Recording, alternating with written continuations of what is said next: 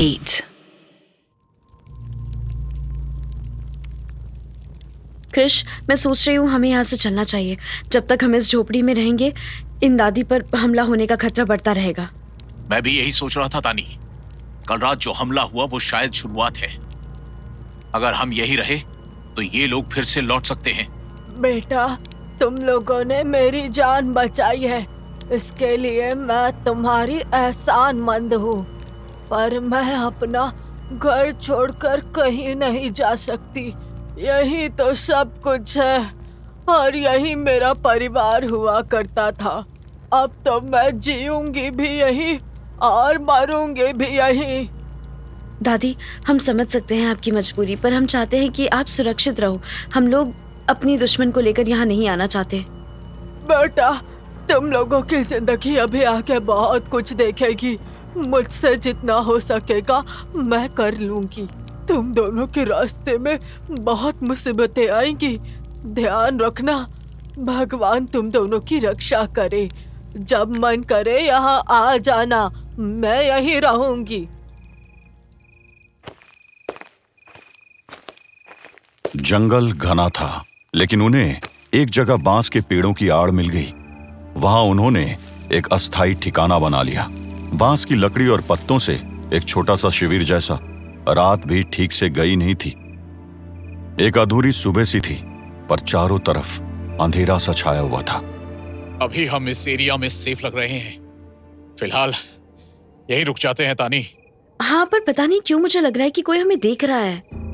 कृष्ण ने उसकी तरफ देखा। जंगल में इतना सन्नाटा था, दिल को धड़का देती थी। क्या तुम श्योर हो? मुझे लगता है इतने लंबे समय से तुम अलर्ट हो कि तुम्हारा शरीर अब आराम चाहता है। नहीं कृष, कोई तो चीज है। ऐसा लग रहा है कि हमें नजर रखकर कोई देख रहा हो, जैसे हमारे हर कदम को नोट कर रहा हो। एक पल के लिए दोनों चुप हो गए। उनके आसपास के बांस के पत्तों पर हवा चल रही थी और उसकी सरसराहट से उनकी दिल की धड़कन और तेज हो रही थी। तभी तानी को अचानक बुढ़िया की याद आई, जैसे उसके अंदर कोई अज्ञात भावना जग गया हो। कृष, मुझे अचानक वो बुढ़ी दादी याद आ रही है।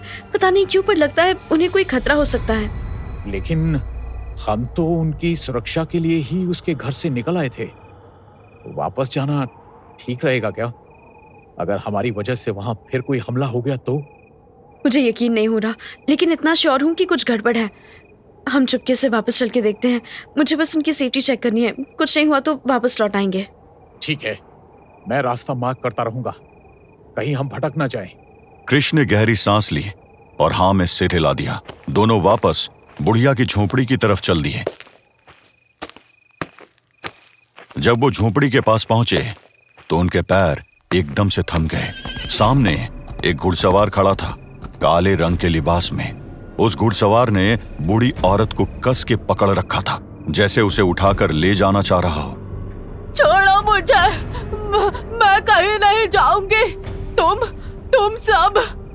घुड़सवार ने उसे जोर से घोड़े पर चढ़ा दिया और झोपड़ी के एक कोने पर जोर से लात मारी, जिससे झोपड़ी का एक हिस्सा गिरा और चिराग बुझ गया। तानी और कृष चुपचाप पेड़ के पीछे खड़े थे। उन्होंने उस घुड़सवार चेहरे की झलक देखी। ये तो अर्जुन रॉय चौधरी। अर्जुन रॉय चौधरी का नाम उनके लिए अनजाना नहीं था। उफ़ो, जिस चीज से हम बच रहे थे वो ही हुआ। इस अर्जुन को यहाँ की भनक कैसे लगी? कल जो लोग हमला करने आए थे, शायद ये ही उनका मालिक होगा, जिसके बारे में हमलावरों का लीडर बोल रहा था।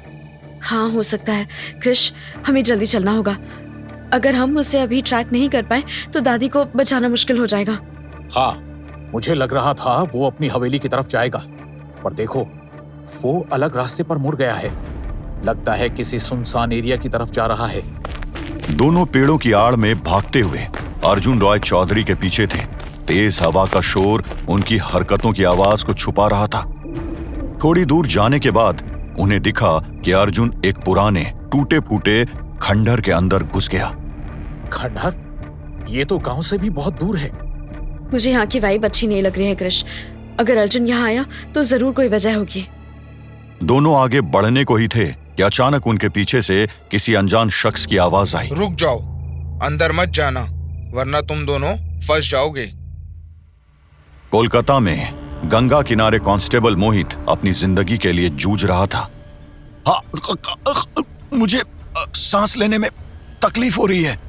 मोहित ने अपनी सांसों को संभालने की कोशिश की, लेकिन उस वक्त का अंधेरा इतना गहरा था कि उसको अपने हाथ के आगे कुछ भी नजर नहीं आ रहा था। उसका दिल जोर जोर से धड़क रहा था, जैसे कभी भी बंद हो सकता हो। ऊपर से कर्ण पिशाचनी की तीखी हंसी पूरी रात को कपा रही थी। कैसा लग रहा है मोहित? ये अंधेरा अजीब सा है ना? धीरे धीरे तेरी सांसों में उतर रहा है। देख, थोड़ी देर में तेरा दम घुटने लगेगा और तू इस अंधेरे का एक हिस्सा बन जाएगा। मोहित के रगों में खून के साथ खौफ उतर रहा था, पर उसने अपना दिल मजबूत किया। वो हाथ से इधर उधर टटोल रहा था जब उसकी उंगलियों को एक पत्थर महसूस हुआ। उसने जोर लगाकर पत्थर उछाला, पर वो हवा में ही रुक गया, जैसे किसी अदृश्य शक्ति ने उसे पकड़ लिया हो। कर्ण पिशाचनी के चेहरे पर एक ठंडी सी मुस्कान थी। बहुत हिम्मत है तेरे अंदर, मैं मान गई। आखिरी दम तक लड़ने का जुनून है तुझ में, पर अब तक तुझे समझ जाना चाहिए कि इस सब का कोई मतलब नहीं है। असली शिकारी मैं हूँ। मोहित अभी कुछ समझ पाता, तभी एक और आवाज उस गहरे अंधेरे को चीर कर आई। मुझे पता था अपने पति को बचाने के लिए तू आएगी ही। अगर इतनी ही मेहनत तूने मोहित को रोकने में की होती तो आज तू ये दिन न देख रही होती। पर कोई बात नहीं, अब तो सब यही खत्म होगा। रात के अंधेरे में साहिला का आना मोहित के लिए एक रोशनी की तरह था। साहिला का ये रूप पहले से अलग लग रहा था, जैसे वो पहले से कहीं ज्यादा शक्तिशाली हो गई हो। उसके हाथों में एक तांत्रिक त्रिशूल था, जिसमें से हल्की हल्की रोशनी निकल रही थी। साहिला, इतनी जल्दी तुम्हारे अंदर ऐसी शक्ति कहां से आ गई? हम बस अभी तो मिले थे। ये बातें फिर कभी करेंगे मोहित जी, अभी हमें कर्ण पिशाचनी से निपटना है। साहिला ने बिना एक पल गवाए त्रिशूल को जमीन पर जोर से मारा। एक तेज रोशनी का गोला कर्ण पिशाचनी की तरफ भागा, पर कर्ण पिशाचनी ने अपने हाथों को ऐसे फैलाया कि वो रोशनी हवा में ही बिखर गई। अरे वाह, तुम में इतनी शक्तियाँ कहाँ से आ गई? क्या ये किसी इमरजेंसी के लिए बचा रखी थी? कुछ ऐसा ही समझ लो कर्ण पिशाचनी। चल तू भी पूरे कर ले अपने अरमान। वैसे इस लड़ाई का अंजाम तो तेरे मन को पता ही होगा। साहिला ने त्रिशूल को एक बार फिर उठाया और मंत्र उच्चारण करते हुए उसे हवा में घुमाया। इस बार त्रिशूल से निकलती बिजली कर्ण पिशाचनी के बहुत करीब तक पहुंच गई।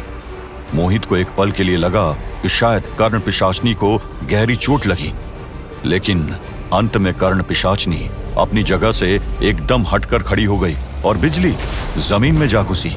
जमीन पर एक गहरा गड्ढा बन गया। अच्छा होता जो उस दिन समीर के चैम्बर में तुम दोनों पति पत्नी का एक साथ कैद खत्म कर देती। तूने मेरी शक्तियाँ वापस लाने में जो मदद की थी, उस एहसान का मेन हिस्सा पूरा हुआ। तुझे मैं किसी शक्ति से नहीं, अपने हाथों से चीर कर मारूंगी। रोक सके तो रोक ले। कर्ण पिशाचनी अब साहिला की तरफ तेज कदमों से बढ़ने लगी। उसकी आंखों में एक अजीब सा जुनून था, जैसे एक शेरनी अपने शिकार पर झपटती हो। साहिला उसे रोकने के लिए तैयार थी, लेकिन उसे लग रहा था कि कर्ण पिशाचनी की शक्तियां अब और भयानक होती जा रही है। तभी मोहित ने साहिला को आवाज दी, साहिला, ये देखो।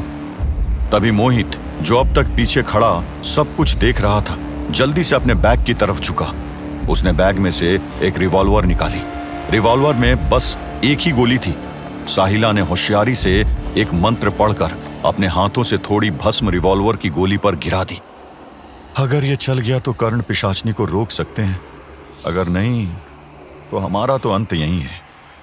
मोहित ने रिवॉल्वर में गोली डाली और निशाना साध लिया। कर्ण पिशाचनी ने मोहित की तरफ देखा और एक हाथ उठाया, जैसे पहले की तरह वो गोली को हवा में ही रोक देगी। इस बार नहीं कर्ण पिशाचनी, इस बार नहीं। मोहित ने ट्रिगर दबा दिया। गोली भस्म लगने की वजह से एक चक्रव्यूह सी रोशनी से घिरी हुई दिख रही थी। कर्ण पिशाचनी ने अपने हाथों से रोकने की कोशिश की, पर जैसे ही गोली उसके करीब आई, एक तेज धमाका हुआ और उसका शक्ति कवच फट गया। गोली सीधी उसके सीने को चीरते हुए पार निकल गई। ये कैसे हो सकता है?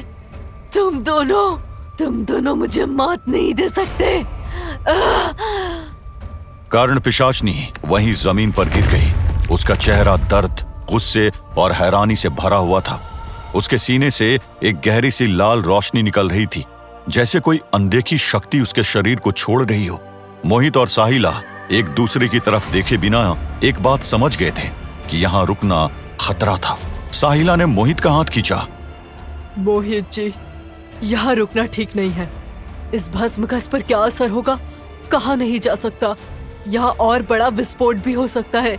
यह क्या पता इसका असर खत्म होने के बाद ये फिर से उठकर खड़ी हो जाए। ठीक है। वो दोनों तेजी से वहां से दौड़ पड़े। जमीन पर गिरती कर्ण पिशाचनी के दर्द भरे चीख अभी भी उनके कानों में गूंज रही थी।